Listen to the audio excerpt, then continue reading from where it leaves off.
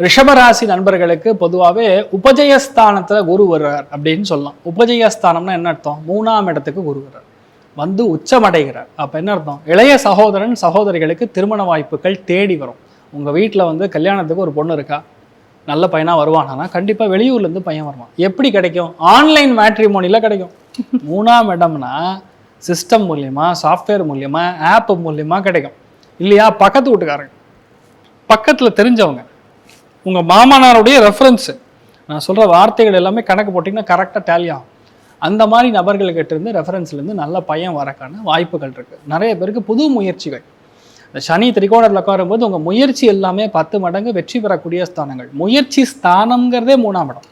உபஜயஸ்தானம்னா என்ன அர்த்தம்னா, ஜெயம்னா வெற்றி. வெற்றி அடைவதற்கு முன்பாக உங்கள் மைண்டை ஃபஸ்ட் நீங்கள் ப்ரிப்பேர் பண்ணணும். உங்கள் மனசு அந்த தெளிவு பிறந்தால் மட்டும்தான். எப்போ தெளிவு பிறக்கும்? குரு உச்சஸ்தானத்தில் இருக்கும்போது தெளிவு பிறக்கும்.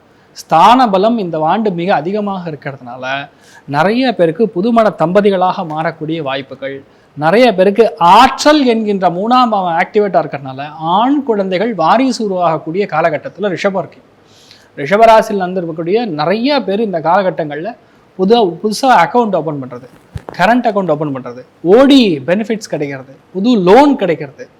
இன்னொரு பெரிய விஷயம் என்ன தெரியுமா? ரிஷபத்தில் பிறந்த பாதி பேருக்கு அப்பார்ட்மெண்ட் வாங்குவீங்க.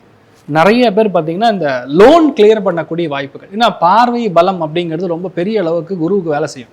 அப்படி பார்க்கும்போது குரு உட்கார்ந்து இருக்கக்கூடிய இடத்துல இருந்து நம்ம பார்க்குறோம்னா உங்களுக்கு பெரிய வெற்றியை தான் கொடுக்கும்.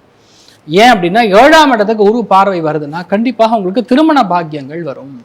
திருமணம் தள்ளி போயிட்டு இருக்கு, ரொம்ப நாளாக இருக்கு, நம்ம சொல்ல முடியல, என்ன பண்ணுறதுன்னு தெரியல, இப்போ திருமணம் ஆகும்.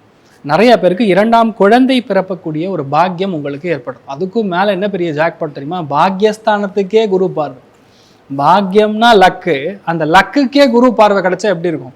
கண்ணா 2 லட்டு திங்க ஆசையாங்கிற அளவுக்கு அந்த அளவுக்கு உங்களுக்கு நன்மைகள் நடக்கும். தான தர்மங்கள் செய்யக்கூடிய அற்புதமான ஒரு காலகட்டம்.